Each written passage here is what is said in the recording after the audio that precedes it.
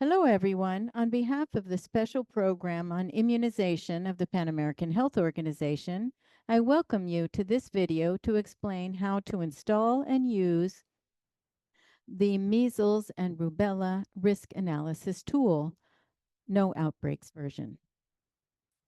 I am Rafael Leon, and I will be one of the two tutors on this video along with Dan Alvarez. In this module, you will learn how to prepare the maps or shapefiles so that risk can be visualized in colored maps. But if you've already used the measles, rubella, or polio tool, you can go on to Module 8. Now let's get going. The first step for preparing the shapefiles is to compile the geocodes that correspond to each one of the administrative divisions in your country. We are particularly interested in administrative levels 1 and 2. Depending on what they are called in your country, these might be departments, states, regions, municipalities, districts, or have other names. All of this will be compiled in an Excel spreadsheet that we are going to prepare in this module. But why do we need to do this? We must do this because risk analysis is visualized in maps. And to this end, vaccination and epidemiological surveillance and rapid response data must be related or georeferenced to the place where they originated, that is to say, the municipality.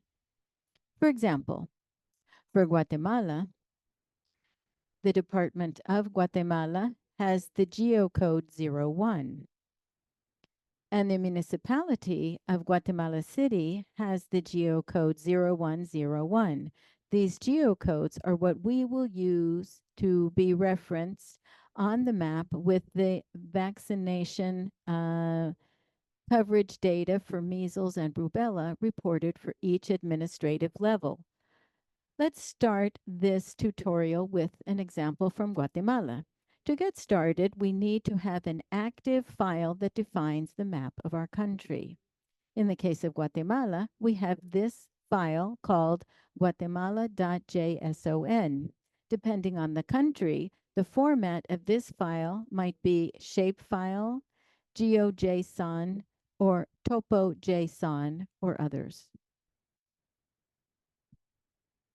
Once the file is ready, we will go to this website, mapshaper.org. Once we are there, we can drag the file that defines the maps of our country to the page. And we take it to the section called Import Files.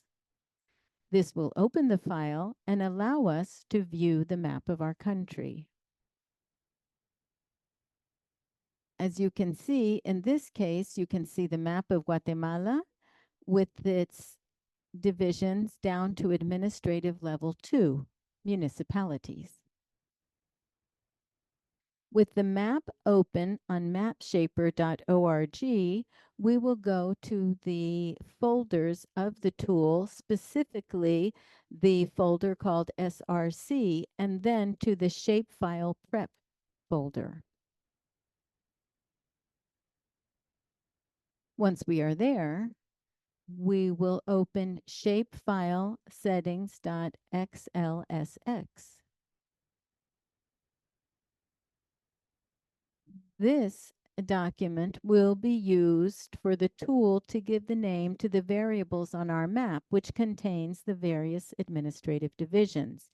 In other words, under the column admin 1 ID, we need to say what we are going to call this variable within our map that contains the geocode for administrative level 1. To this end, we will use mapshaper.org. we click on the arrow to the right of the screen and then on Inspect Features. This allows us to place our cursor over each municipality in the country and see what information it contains. For example, if we place the cursor over the large municipality on the top left of Guatemala, we can see that it contains 4 variables: admin1G, GeoID, admin2, and admin1.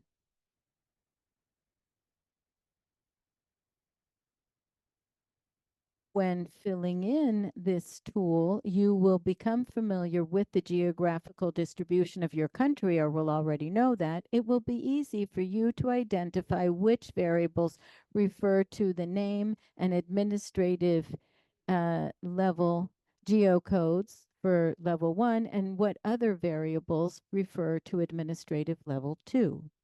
For example, in the case of Guatemala, we know that admin 1G is the administrative level 1 geocode, and that admin 1 is the name of that administrative level. Likewise, geo_ID is the geocode for administrative level 2, and admin 2 is the name of this administrative level. Once this is identified, we can go on to Excel. Here we will copy each of those names and place them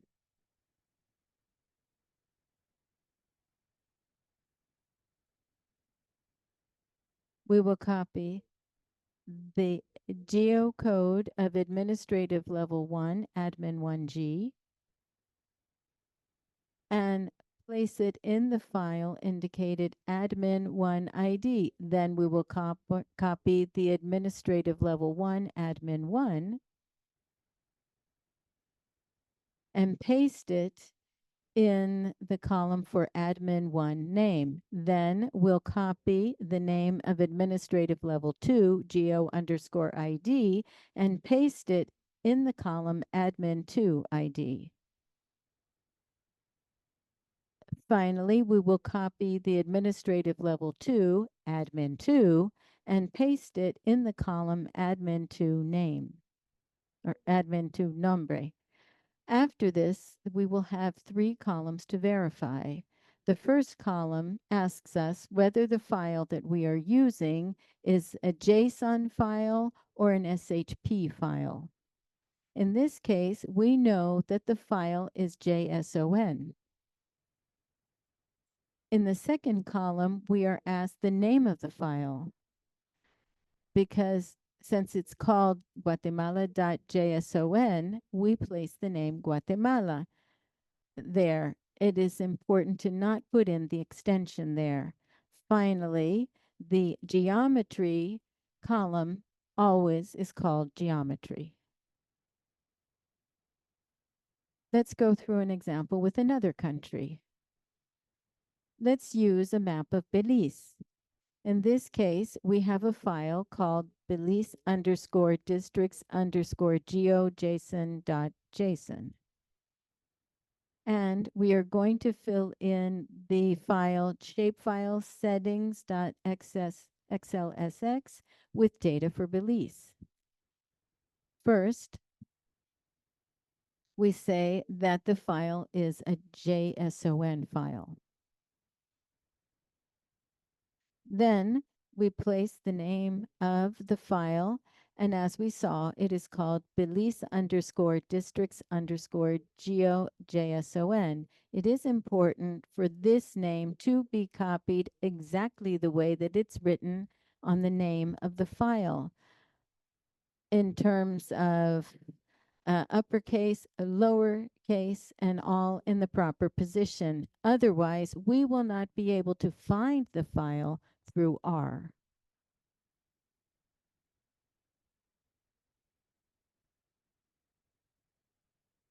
Then we can go map to mapshaper.rg and put in Belize Districts GeoJSON. Now let's go to the little arrow inspect features, and we can see the names of the variables for each administrative level. First, we see that the variable for administrative level 1 is called admin1 ID, and that it contains the text BLZ, while the name is available at admin1_nam. In this case, we bear in mind that Belize does not have a second administrative level. Therefore, in order to adapt it to the requirements of this tool, we have used national level as the first administrative level.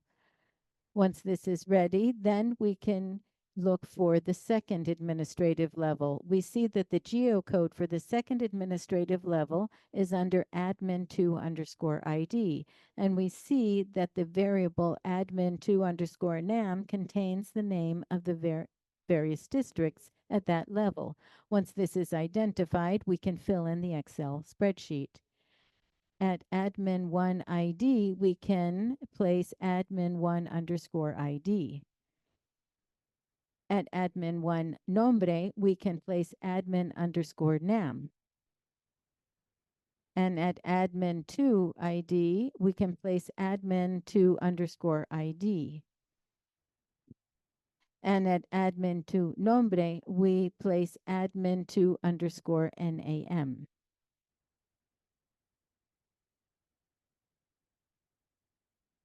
That is the end of our two examples.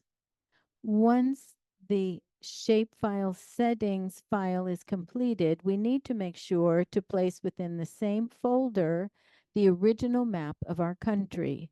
In this case, Belize District's GeoJSON is found within the same directory shapefile prep as the file shapefile settings.xlsx. We will now proceed to our RStudio window. Here, under the Files browser, we are going to go to the Shapefile Prep folder and we'll open geodata to shapefiles.r. If all of the files are properly placed in the proper directories with the proper names of the variables, we will only have to run this program by clicking on Source.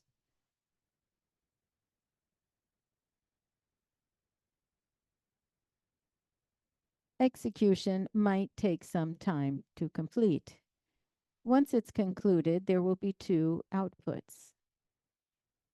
First, the program will automatically created the necessary shapefiles in a format legible by R and saved in a folder called data within a directory called SRC. In addition, we will have created a file called geocódigos_nombres within the shapefile prep directory. If we open this file, we can see 4 columns. Each one contains the geocode and the name of each one of the administrative levels. This information is needed to complete the Excel country data XLSX.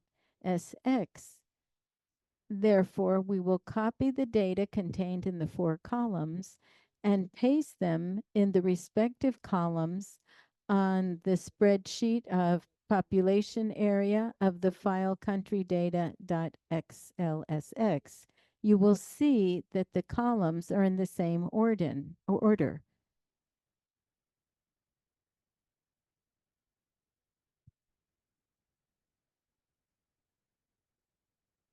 So we can paste them without any problem.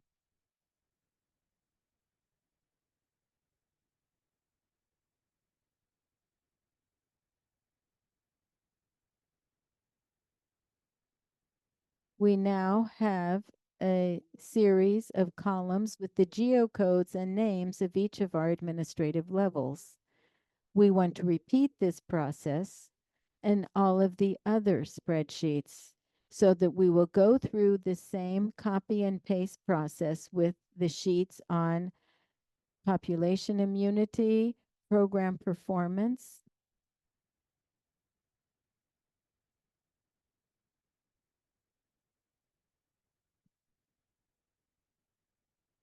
vulnerable vulnerable groups, and rapid response.